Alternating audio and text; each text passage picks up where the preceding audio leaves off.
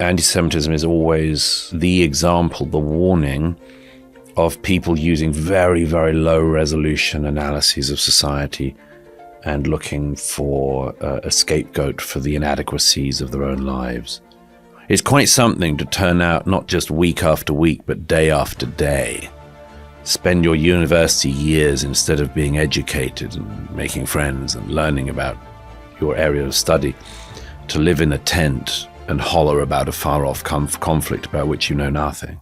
This may be the most urgent conversation we've had all year. Douglas Murray doesn't just observe culture, he diagnoses its rot. In this episode, he shares his theory that parts of America have become obsessed with death, not just physically, but spiritually, and how that's unraveling the foundations of Western civilization. We talk about what he calls the modern death cult and how it's poisoning the country from the inside out. We discuss the horrific assassination on Charlie Kirk and what it reveals about where we are headed. Douglas also opens up in a way you may not have heard him before, offering personal advice to the Jewish people, especially in the painful and volatile moment in history. And yet, despite the darkness, he sees a path forward, a reason for hope. In this episode, like always, Douglas is bold, raw, and honest. This episode is in memory of Shem David ben Yaakov Shleima. This episode is also Refuah Shleima Yosef Chaim ben Devorah Chai Golda. This episode is powered by Wheels to Lease, Kupath's Rabbi Meir, Bippin, and Mantzichim's Bible for Heroes. This is not a typical kind of episode. Stick around for the outro for my thoughts on the importance of it. Here we go. Douglas Murray, it's an honor. Thank you so much for taking the time to do this. It's a pleasure to be with you. Okay, so my question for you is, before you wrote your latest book, what did you have this thesis, this idea, or did it, after October 7th, everything changed? I mean, a lot of things changed, but I wouldn't say really changed. I think they clarified. There are a lot of subjects that I've written about for many years, perhaps almost a quarter of a century now, which seem to come into greater clarity. Warnings I'd tried to issue, concerns that I had, some diagnoses of the problem, and more. My experience with books is that when events happen, I catch up with the book I meant to write. And that's very much what happened with this one. There was a lot that, from the book before this, The War on the West, there was a lot of the groundwork, I think, I laid out of what was happening in America. And as you know, this book on democracies and death cults is really about sort of two things. One is the horrors of October the 7th and the aftermath within Israel, Gaza, Lebanon, and the resulting war. But the other is really the question of what it is that has happened in America in particular, but the wider West more broadly, that means that its response has been so shocking, so barbaric, I would say. I don't think I've personally cried much in my adult life, but I found myself in the past week crying a few times over what happened with Charlie Kirk. And I'm not even exactly sure why it has such an effect on me. I was a moderate fan of his. I didn't really follow him so closely. Do you think that this is a result about what's been happening in the entire world? Well, it's a reflection of something that's happening in America. People speak so often about the political divide, about the divided society, and much more. The shocking assassination of Charlie is, I suppose, a new low in America. It's a political assassination of a non-politician, which has happened before, but not for some decades, actually. You've got to go back to the 60s. I think that, in a way, again, rather like the response to October 7th, there are two things at play again, aren't there? There is the use of violence, appalling, barbaric violence. And then the secondary shock at the number of people in our society here in America and in the wider West whose response to violence can't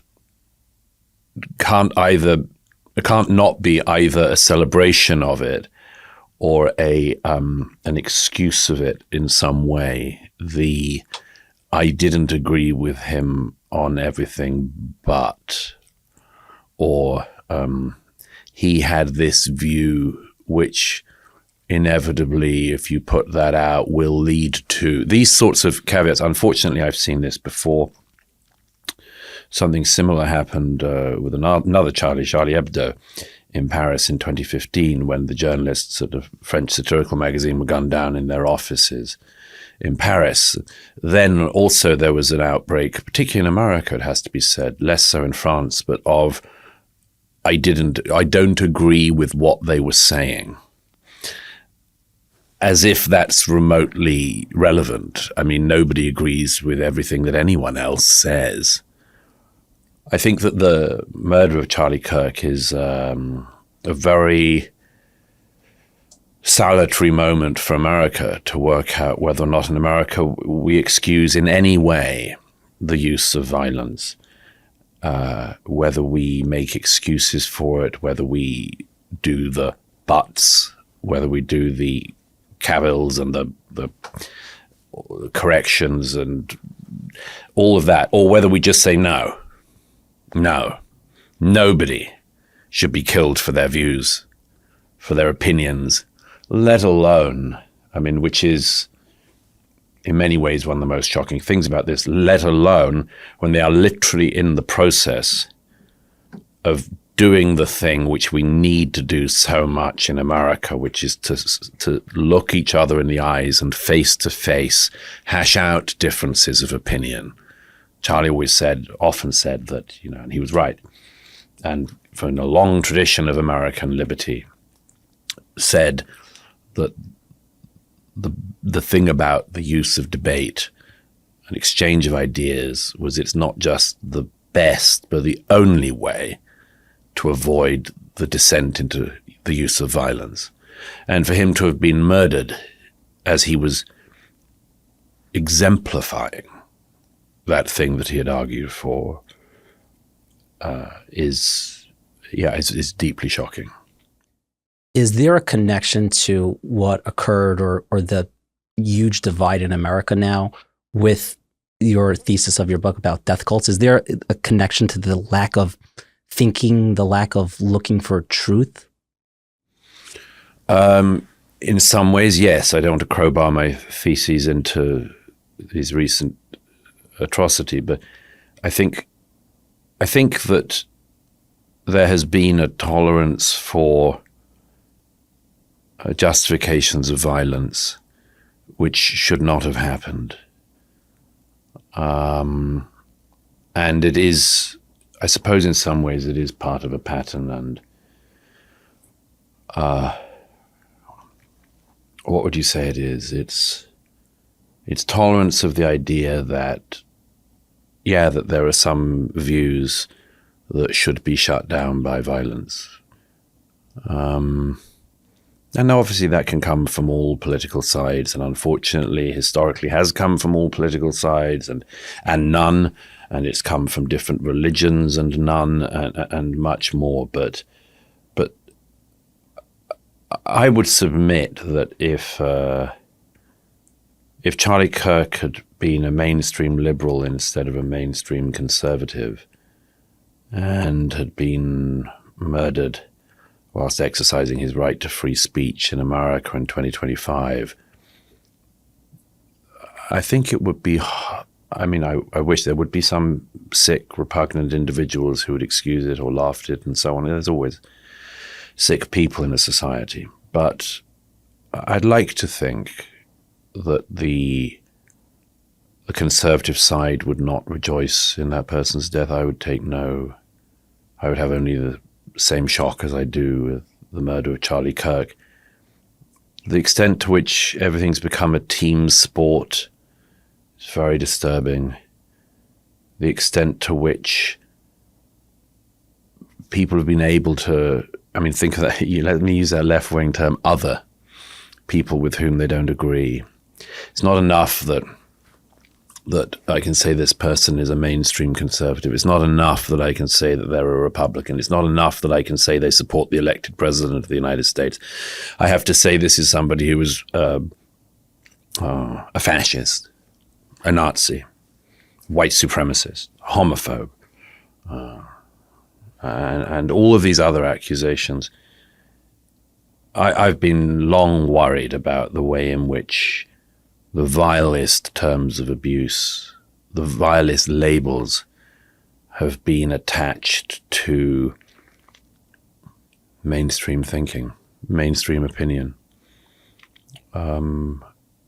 Maybe this is one of the consequences of that, but these are early days. I want to shift to your viewpoints about Israel and the fact that you personally went there after October 7th and how that either impacted or maybe clarified how you view what's going on in the Middle East. Well, I'm kind of old school in some ways, maybe in many ways. And I do believe that if you're a writer, a journalist, you've got to see things with your own eyes. You've got to go to places. It's not enough to just opine or whatever, but that you need to see things. That's the tradition in which I was brought up. That's a tradition in which I come from. If you want to write about something, you have to try to go and see it. And I knew after the 7th of October, I was here in this city in New York when it happened. I knew that several things would happen, and one of them was I knew that the world would, particularly the world's media, would try to move on very fast from what had just happened and move on to the inevitability of the Israeli response, or the revenge, as much of the media likes to portray it whenever it's the Jewish state acting. I thought that they would move on fast, which meant that the full horrors of thousands of terrorists invading Israel and raping and murdering their way through the south of the country would be forgotten about. I didn't want that to happen. I wanted to go and find out what had happened, collect the stories, speak to the survivors, go to the sites of the atrocities and much more. And yes, of course, that made a huge impact on me because it's, among other things, it reminds you that anyone, again, going back to that sort of but qualification, there needs to be no qualification to say what happened on October the 7th was unjustifiable, barbaric, atrocious, many other words. You don't need to dig around for qualifiers or anything else, so I don't think you do. So that's one thing that I thought was important to do. I wanted to see Israel's response up close. And I also wanted to reflect on this thing of why it was that so many people in America saw an atrocity like October the 7th and either found it in themselves to support it or to excuse it. That I thought from, near the opening of this book, I describe an event in Times Square on October the 8th, where I went to the protest that happened there to go and observe it. And it was a protest as the massacre was still going on, in support of the massacre, in the middle of Times Square, in the middle of New York, in the middle of the city we're sitting in. And so I knew then, well, the world is going to face a very deep question here, which is, what is happening in our midst? That means that when, for instance, young people at a dance party, the Nova dance party, are massacred in the early hours of the morning by terrorists, why are there so many people in America who think it's hard to know what side to be on, or to choose to be on the side of the rapists and the murderers and the torturers and the kidnappers? Yes, I mean, I found in the year or more that I spent in Israel after the 7th and in the surrounding areas, I found that in that year, I found a lot of things that were made a deep impression on me, but one was, strangely enough, and you'll understand this, and many of your viewers will understand this, but I found it extraordinary that actually a society which was at war was a more positive place to be than a society like America, which was at peace. That the people of Israel who had spent the year before the 7th tearing themselves apart over questions of judicial reform and so on, which very few people, I think, actually understood, but that they were tearing themselves apart over this. Policemen in Israel were exhausted from working overtime with the demonstrations and much more, that suddenly the Israeli public were reminded of why they should be united, because there are much bigger threats out there than what they had spent the months ahead of the 7th worrying about. And when you think back to that, think of the retired army leaders, IAF and others, and indeed people who were meant to be called up to the army, who said that they would not serve because of the judicial reform proposals by the Israeli government in 2022, 2023. I hope those people think now that what they did was not a good idea, to say that they would not protect their people because they disagreed on a political issue. Funnily enough, that all of that evaporated, disappeared. It has come back inevitably. Politics always does, but it disappeared after the 7th. It was a profound period of unity in Israel because they were reminded, and that's not just the Jewish population, but the Druze, Christians, Arabs, Muslims, many of the people I spoke to, they were reminded of what other people, in this case, first of all, Hamas and Islamic Jihad, would do to them. And I found something extraordinary in that unity, in that purpose, in that dedication to a cause, and a righteous cause, which was positive. Whereas, when I came back to America or visited South Africa, Australia, Canada, Britain, France, in that period, I saw these societies in which confusion seemed to just reign, moral confusion, historical confusion, obviously, but the principal one was moral confusion. Why in a city like New York, when the memorial exhibition to the Nova Party came about a year after the 7th, maybe, a year, 18 months, why that commemoration of the young people murdered should find itself the subject of protests in Manhattan, not far from where we're sitting, where speakers and crowds voiced open support for Hamas. See, that is in a way what I'm challenging people, challenging us all, myself included, to think about. How could that be? And in this city, of all places.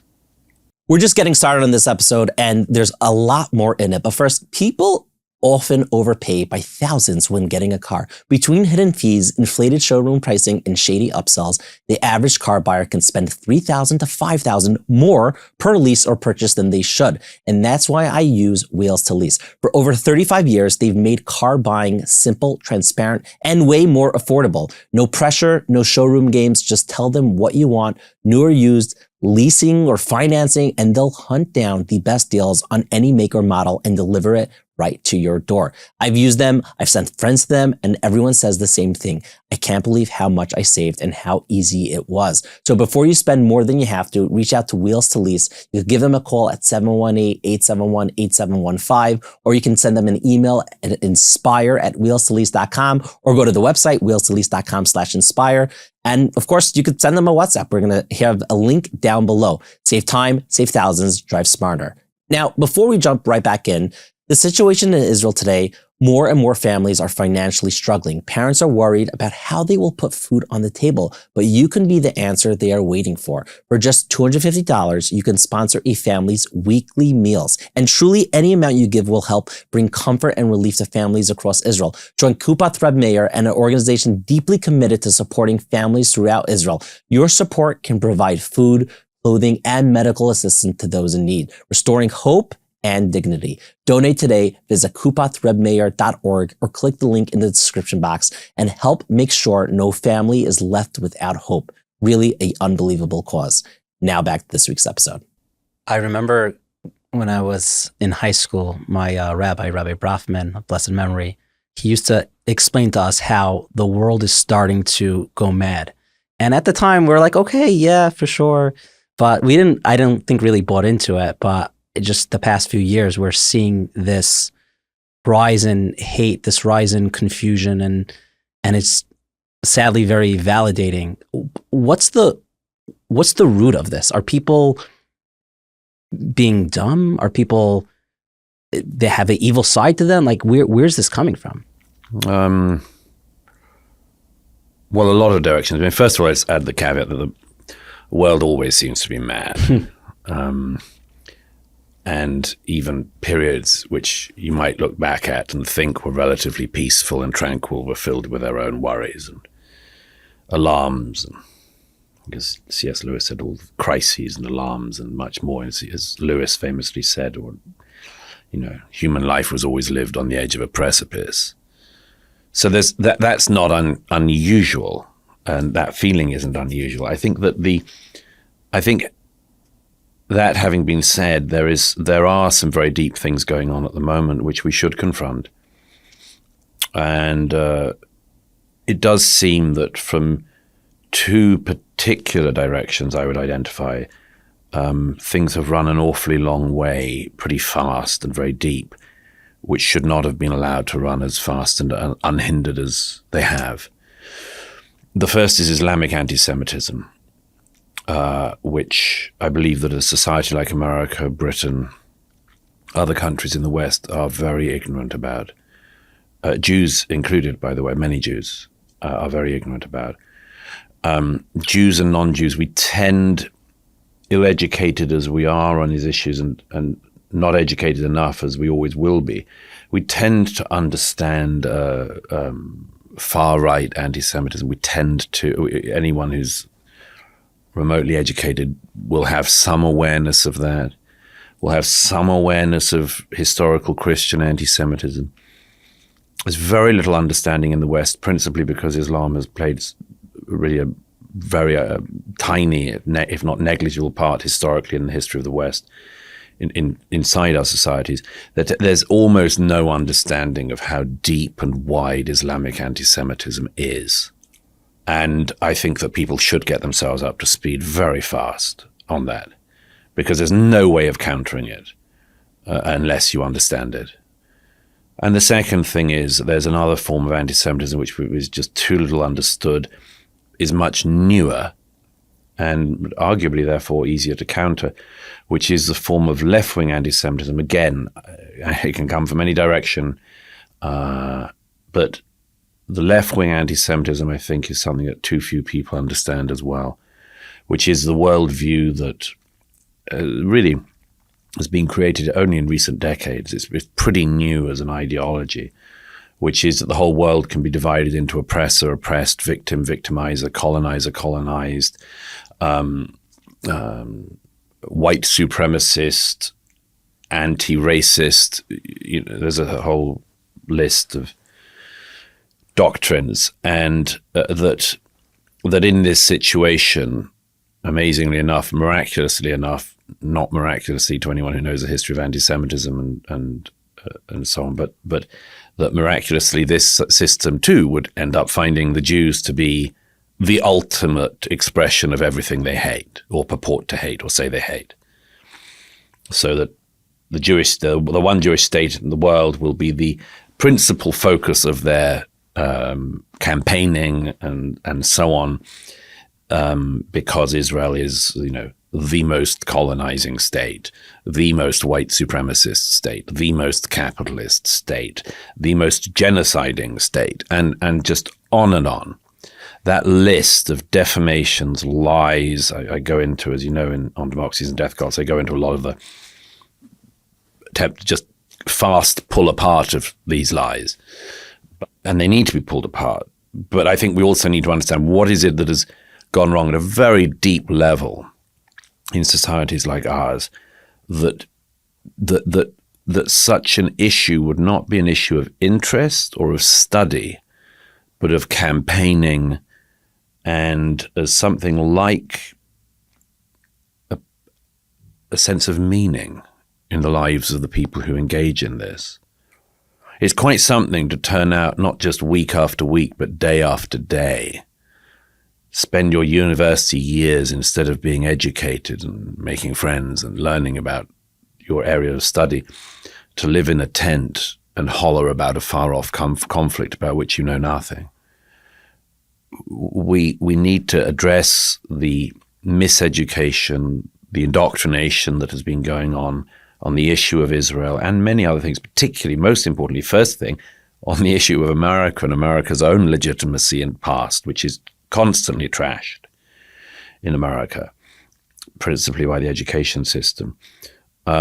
We need to understand that, but I think we also need to address what is this lack of meaning that leads to so many people, particularly disproportionately tilting toward the young, that they would think, as it were, that their meaning in life could be found by shouting about Israel, demonstrating about Israel, supporting not just the Palestinian cause, which is one thing, but actually supporting Hamas, Hezbollah, Islamic Jihad, the Iranian Revolutionary Government.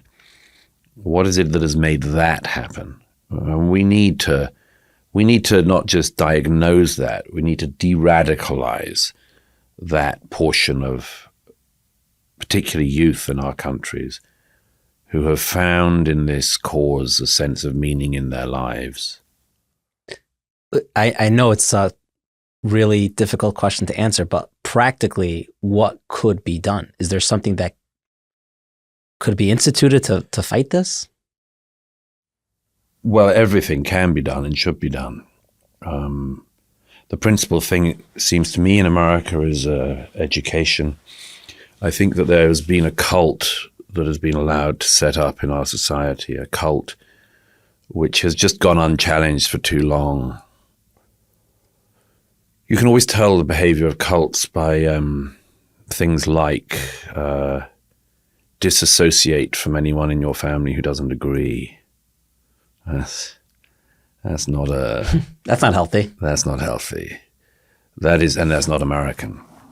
It's not the Western way of doing things. If a student is told by their professors or by their contemporaries that they shouldn't have anything to do with family members who do not also think the most important thing in the world is to live in a tent and scream about something they don't know about, they would be told, you've fallen in with a really bad set, and you need to get out. But none of this is, one of the tragedies about all of this has been diagnosed for decades. And diagnosis clearly isn't enough. You've got to act on the diagnosis. And the diagnosis is obviously that this has started because of the American education system. And we've got to remember, and the British education system, this is everywhere, the Canadian education system, it's not at college level, it's from the schools upwards that you see this. I discover all the time students who have, for instance, are in their teens, who have been persuaded that they should have a view on the Israel-Palestinian question. I'm sorry. Half of kids graduating from K through 12 in New York, where we are, half of them leave school effectively illiterate and innumerate. So no, they should not be being told that they should have a view on the Israeli-Palestinian question, which is something which is a very complicated issue, about to which at the moment, until they can read and write and add up, they can add nothing. It isn't a question of, as I say, just the universities, but it is clear, and all the polling and certainly evidence I give in this book shows that the universities are a considerable portion of that problem. I was in Toronto the other day, and when Charlie Kirk was killed, there was inevitably a professor at the University of Toronto, a professor of religion and politics, I think, at the University of Toronto, a lamentable woman who immediately tweeted out something along the lines of, bullets are too good for you fascist C words. I don't think I mean, I don't even need to list the number of academics, always in things, by the way, or almost always in things with the word studies after them, which means it's not a real discipline. Scrap them, just tear them out, strip them out of the system in this country. I've lost count of the number of people who are in positions of authority in American higher education and indeed in education, who are members of a cult. And they are supporting a death cult in the case of Hamas. Now, there is inevitably, and this is going to particularly preoccupy people on the right in the wake of Charlie Kirk's assassination, but there will be a strong impetus to do things that de-indoctrinate, de-radicalize the people who've been radicalized in America. And there will be a very, very strong overreach, probably. I mean, I didn't think inevitably. We've seen that a little bit from Pam Bondi already. There'll be an overreach into what that looks like. And then there will be a claim by various people, particularly the political left in America, that the right is engaging in cancel culture and, doing back to the left what the left has done to the right. But this is simply not a suitable enough analysis. I think that if we had seen in the last 2 years in America the growth of a movement of people who believed in the use of violence against Black Americans, for instance, I don't think it would be hard to find a condition of unity across the political spectrum of people standing up in support of and defense of their Black brothers and sisters. I don't think that would be hard at all. I think that it's simply not the case that it's both sidesism or anything like that. People can have many, many differing views and should have many differing views, and so on. I think we're going to have to work really hard at making sure that people who have been abusing their positions in American society to effectively create activists instead of educated, useful, well-rounded people. They have to be stripped out of the institutions. We have no need of them. They've caused terrible, terrible damage. And everybody knows this, that you can't find anyone in America, I think, who believes that students leaving schools in America or in Britain or in Canada are coming out better and better educated. You can't find many people who think that every generation, that this generation just knows more and more. They should know more and more, but I don't think that's the case. I think we've massively misunderstood the difference between education and indoctrination. My personal favorite part of our conversation with Douglas is coming up. But first, Jared Kushner just launched a company to help billion-dollar corporations figure out how to use AI. But what if you're not a Fortune 500 company? What if you're running a nursing home, a nonprofit, a rehab, or a real estate firm, or something of the sort, and you know your back-end systems are holding you back?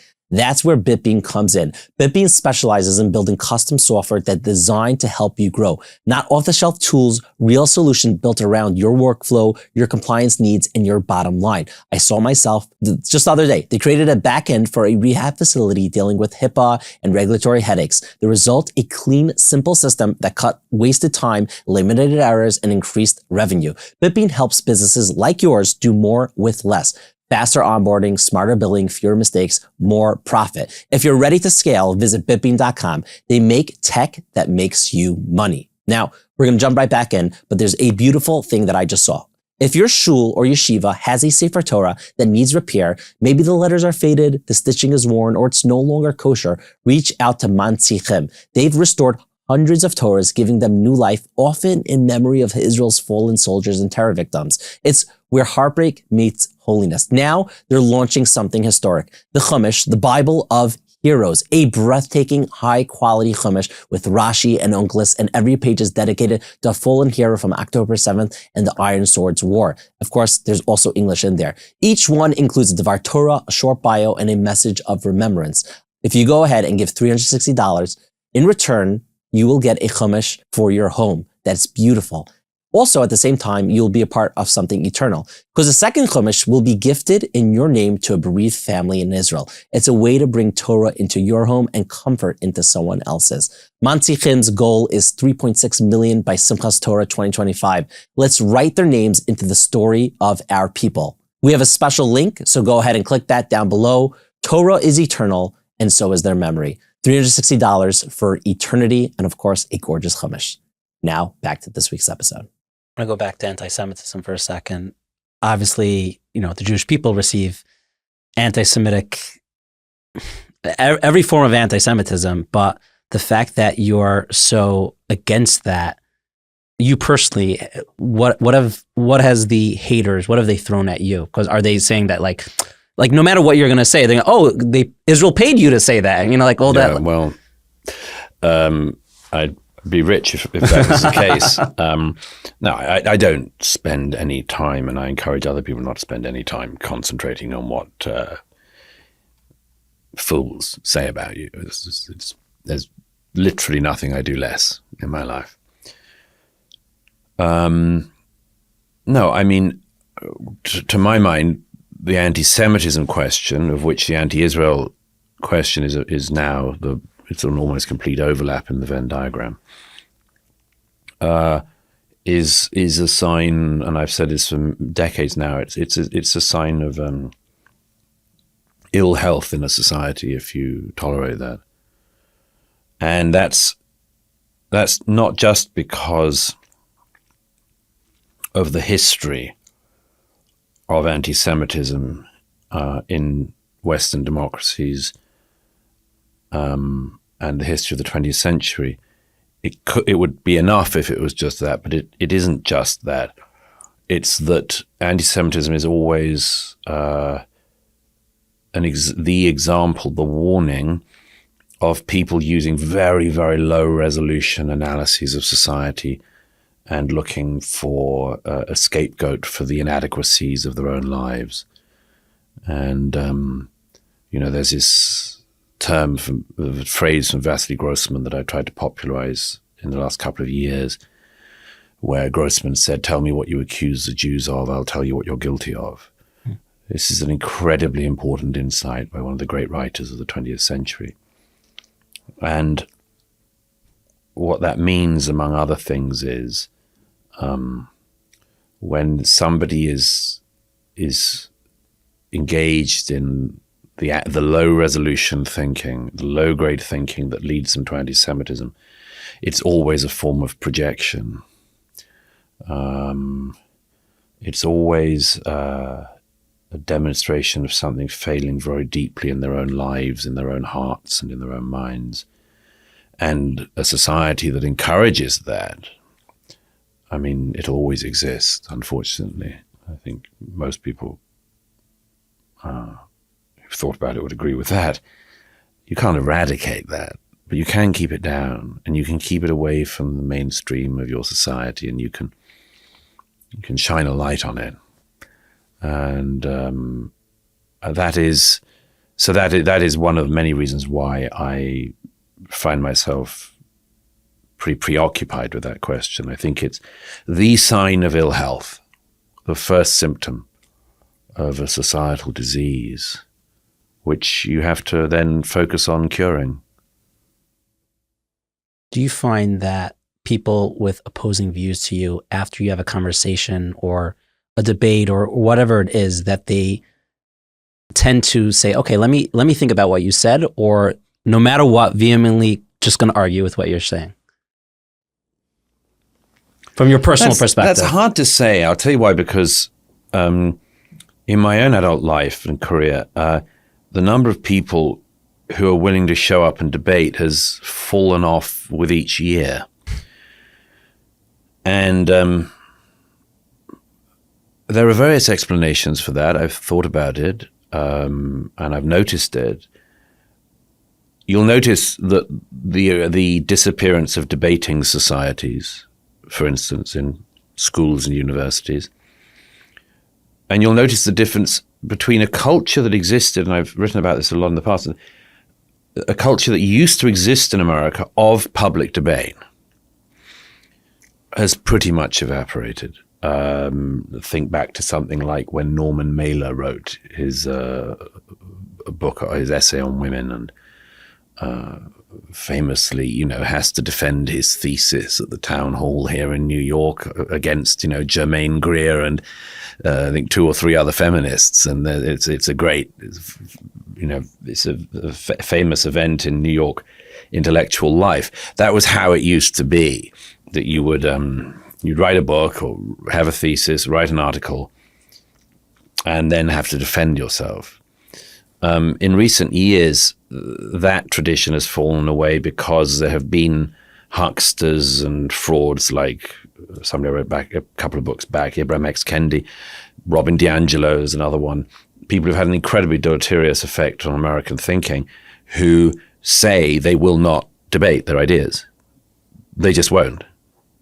They will throw inflammatory claims out there and refuse to defend them because they say that, what they seem to think, that anyone who would not agree with their ideas would be platformed if they,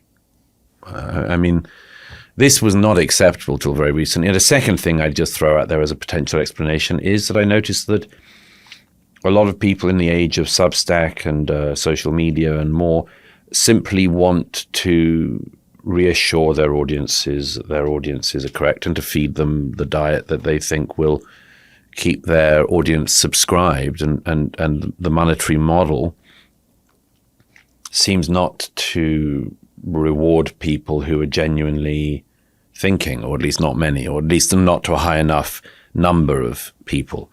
So people end up in these silos where they either, to the extent they want to interact with any opinion that is not their own, it is purely in order to get a gotcha sort of moment. And there are a few shows online, principally online, where some people will show up, but really only for that.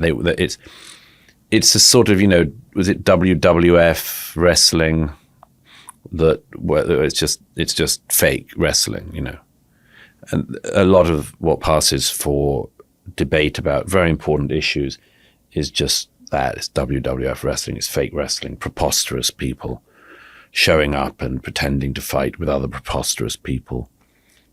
They may not all wear preposterous clothes and costumes, so on, but it's the same thing, and it's done for kind of fast food entertainment reasons, and I think it's lamentable. So it's just increasingly uncommon to have any arena in American or Western public life where you would even have the opportunity for someone else to listen to what you say. There's a very good entity in Toronto, the Munk Debates, MUNK, which I've done a couple of times in recent years, last year actually, about Israel and anti-Semitism, whether anti-Semitism is anti-Zionism or not, whether anti-Zionism is anti-Semitism or not. And that was a very tough and, in the end, I think, useful evening, but it was incredibly antagonistic because it was very deeply felt by both sides. The last time I did the Munk Debates before that against Malcolm Gladwell, I had this extraordinarily disheartening experience of realizing that he wasn't listening to anything that my side was saying, my side being Matt Taibbi and myself, and that, but in a way, maybe that evening was a reminder of why people don't put themselves up for that, because Malcolm Gladwell didn't listen to anything that we said, and the audience noticed that, and the audience thumpingly voted against him. I don't, by the way, maybe I am gloating about that, but I don't say it just to gloat. I say it because it really is hard to think of actual debate, exchange of ideas that I've been able to engage in, because so many people just will not show up. I noticed this in the 2000s you're too young to remember this, but in the New Atheist years, when in the wake of 9/11, there was a wave of atheist writing and thinking, Christopher Hitchens, Sam Harris, and others, Daniel Dennett. I noticed then, and being involved in a small way at the time, I noticed then something very interesting, which was that if you were debating whether or not God existed, it was not hard to get a rabbi to show up. It was not hard to get another secular humanist to show up. It wasn't hard to get a Christian pastor to turn up. The people who would never turn up were Muslim leaders. And I spent some years noticing that and wondering why, and coming to the conclusion that they were very clever. That they had realized there was much less for them to gain because the culture was already going away from the culture of open debate and dialogue. And they, in any case, against the weaponry of the other side, intellectually speaking, they would inevitably come out worse. And it was best not to engage. And I think that all of those imams and others who ducked those debates for years. I remember having a debate here in New York City about Islam in 2010. My friend and colleague Ayaan Hirsi Ali was on my side. And you would have thought against the two of us that you would get to, debating the nature of Islam, you would get whether it had too much of toleration for violence or not. That you would get two prominent American imams or Islamic leaders. And no, we had a friend of mine from the UK who was in and out of Islam, and then a completely unknown, very lovely but unknown young Muslim girl from America who never been heard of since. And I don't say that to delegitimize either of my opponents that night. We actually had a wonderful exchange, but they just didn't. The leadership of the Muslim world never turned up. And now I see that everywhere. I see the same lesson having been taken by people who are not imams and, they've decided not to show up. And particularly the radical left in America, and the left maybe more broadly seems to have made that decision, that they will not show up to debate and they say they don't want to platform their opponents. They don't want to give oxygen of publicity to their opponents and much more. And I worry that therefore is just going to be, and the events of the past week are going to accelerate that, because many people will be fearful about exchanges and interactions now that violence has again entered the arena.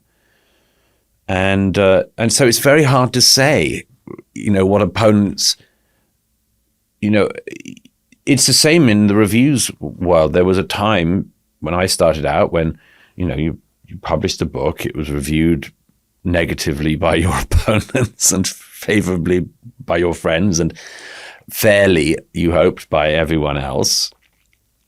And that whole literary and cultural world seems to have almost completely evaporated. There is a lot going on in the world now. From your vantage point, from looking back at history, what is there to be hopeful of? What is there to look forward to? I think there's an enormous amount. I'm rather tired, perhaps, and so it's like run down at the moment, but so I haven't been as optimistic as I sometimes. No, we were talking about very heavy things. Yeah, I only say that because sometimes things weigh heavily on you, and I, by nature, I think I'm not instinctively either optimistic or pessimistic, but when bad things happen, one feels like gloomy. But I actually, as you know, with this book, I finish on a very positive note, because I think there is a very positive note. And I think there are some positive signs in general, both in Israel and in the wider West. And one I'd point to is that I think has been too little commented upon. You correct me if I'm wrong on that, but I've noticed in the wake of October the 7th that a large number of Jews in Israel and indeed in America and the diaspora are engaging more with their faith, engaging more with their scriptures, engaging more with their traditions. I've noticed that in the last week since Charlie Kirk's assassination, how many, you'll notice that the vigils for him, they haven't been like the George Floyd vigils with shops having to board up and things. They've been almost entirely peaceful, dominated by prayer, which is very interesting.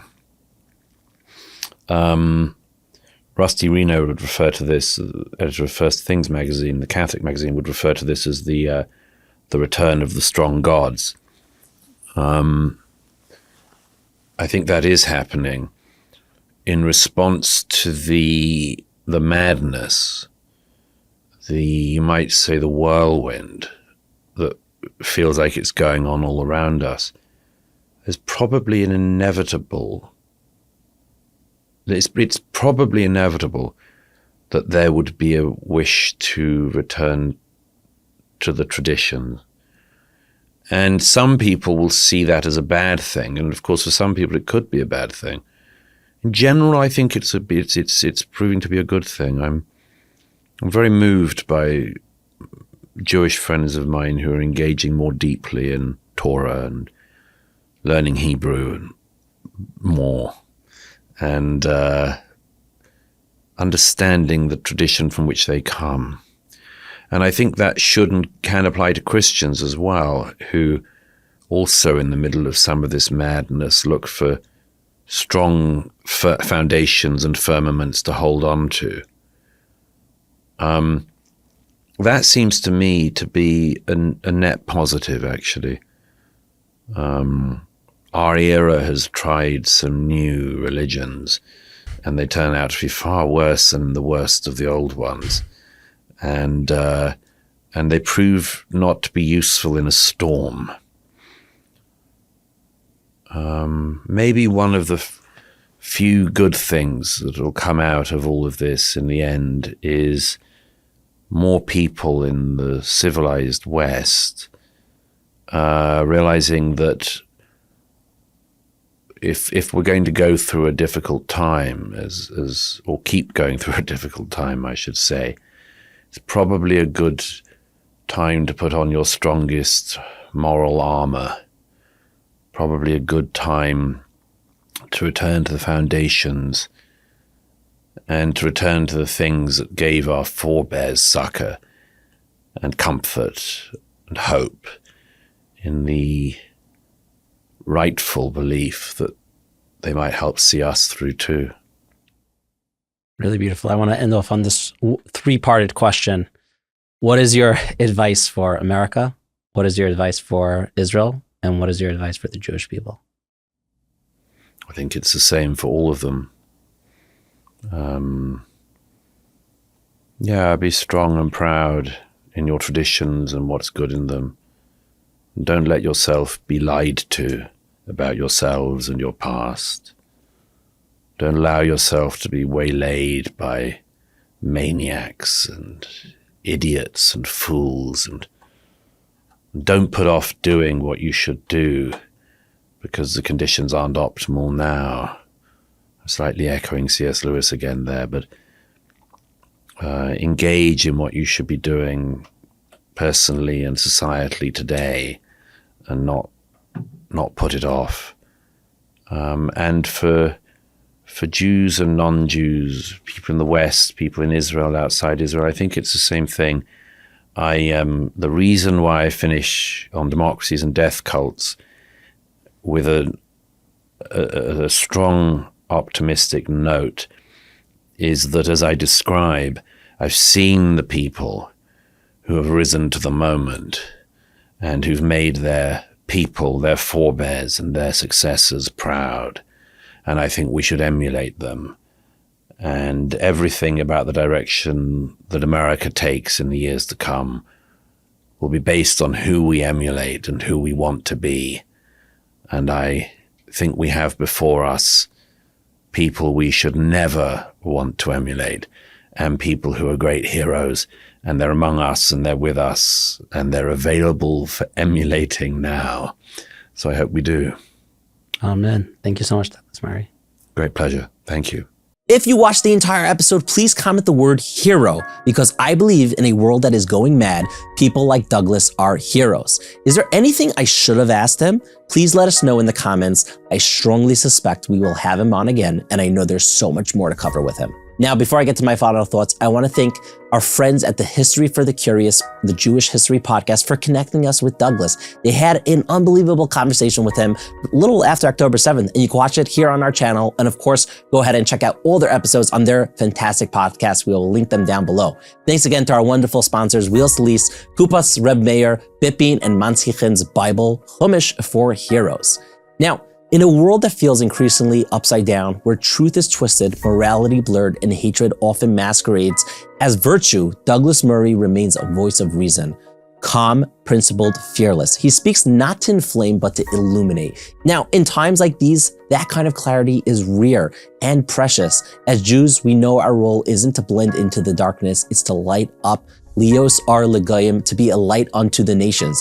But that light has enemies. On the far right, on the far left, sometimes in places we once thought were safe. The recent assassination on Charlie Kirk, a man of deep conviction and faith, shook many of us. He was a good friend, a truth teller, and someone, like Douglas, refused to stay silent when the world turned against the Jewish people. Douglas is not Jewish, but he is a friend, a true friend. And it says in Tehillim, "Pray the peace of Jerusalem, may those who love you be secure." Douglas is one of those who loves us, who stands with us, not for political points, but for moral clarity. This conversation, there were some dark parts, but also there was that point of hope that Douglas had and that advice that he had for the Jewish people to lean into our faith, because the mission of the Jewish people is not over, and neither is our light. Remember, inspirations everywhere. L'chaim. Living L'chaim.